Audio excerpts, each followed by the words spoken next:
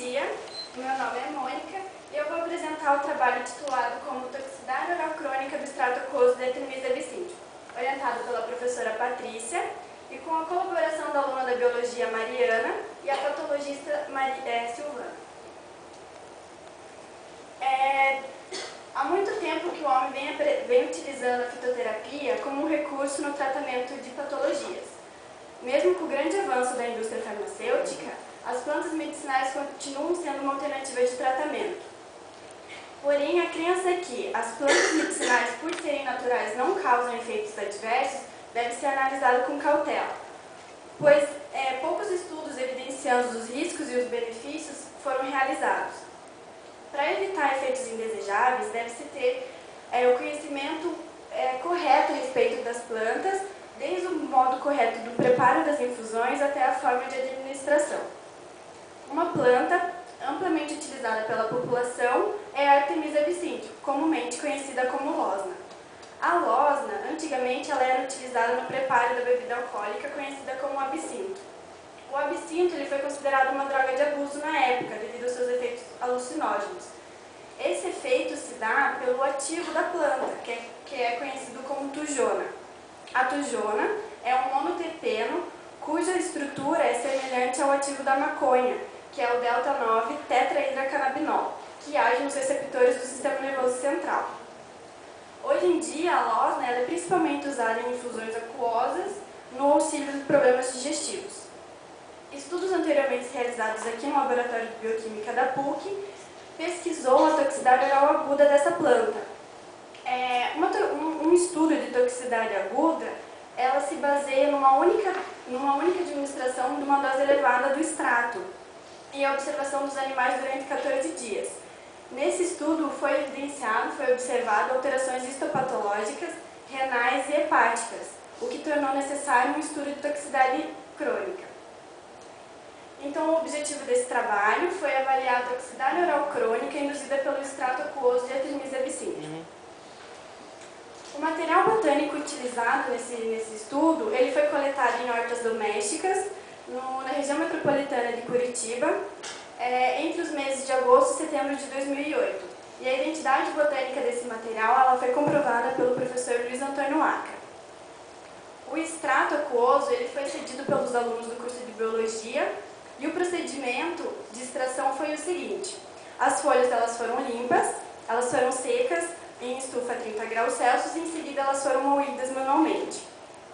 A extração ela se deu por infusão, onde 1 litro de água fervente foi despejado em 50 gramas de folha, onde a infusão foi mantida fechada por 15 minutos e o resíduo ele foi reextraído por mais 2 vezes.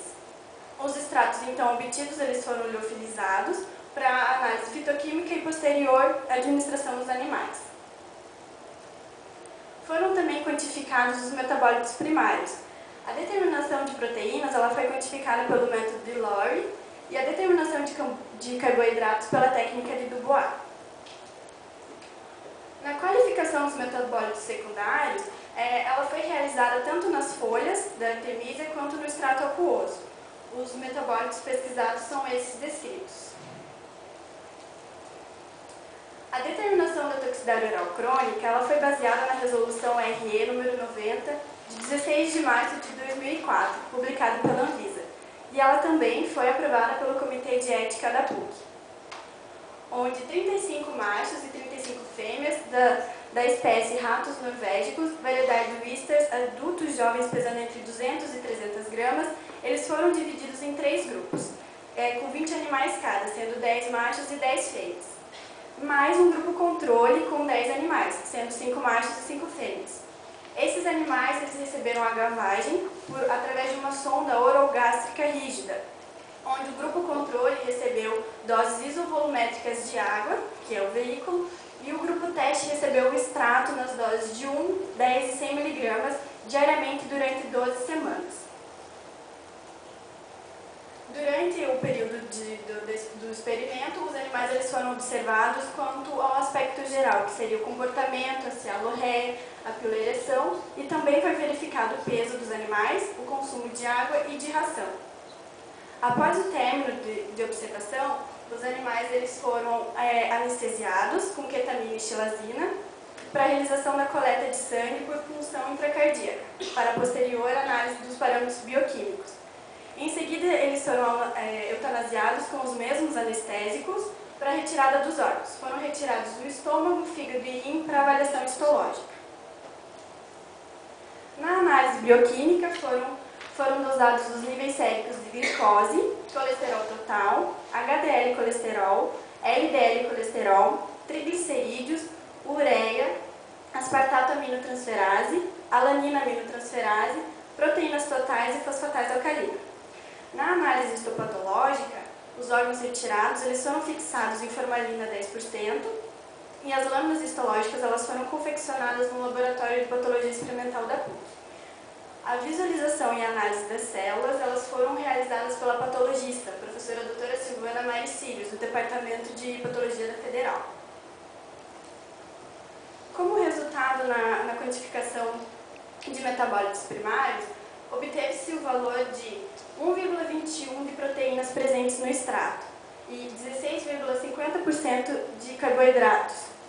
Analisando conjuntamente esses dois resultados, percebe-se que o teor de carboidrato foi significativamente maior do que o de proteínas.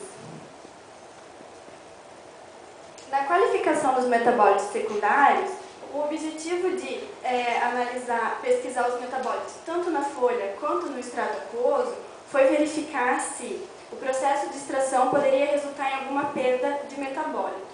O único resultado significativo foi no metabólito flavonoide, onde a presença se deu apenas no extrato aquoso. Esse resultado pode ser justificado devido às técnicas utilizadas não serem tão específicas para cada metabólito, pois elas se baseiam em grupos funcionais ou estruturas comuns a várias substâncias, podendo gerar um resultado falso negativo. Ou então, o processo de extração pode ter concentrado esses flavonoides ou descomplexado eles, tornando eles mais facilmente detectáveis pelas técnicas utilizadas.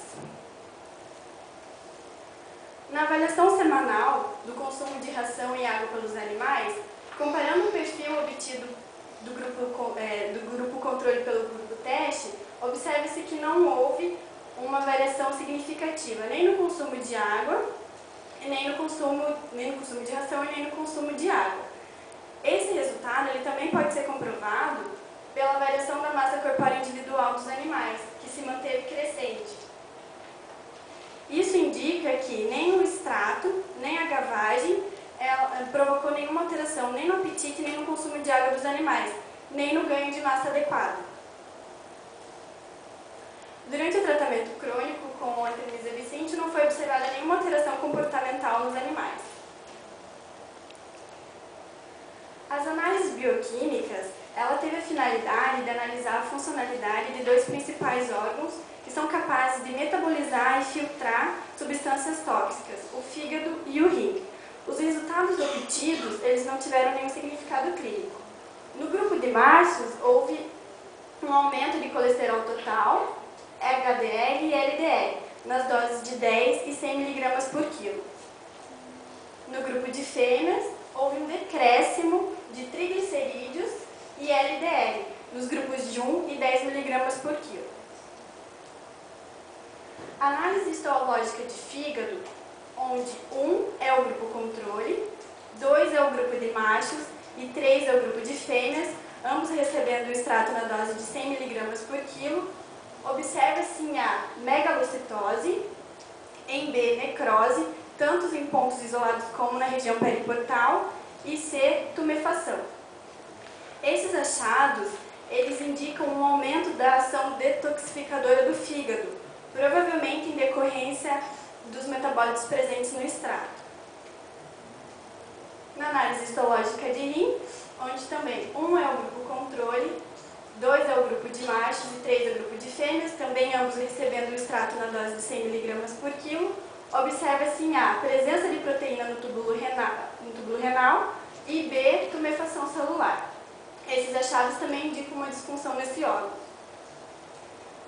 Como conclusão, as análises bioquímicas realizadas nesse trabalho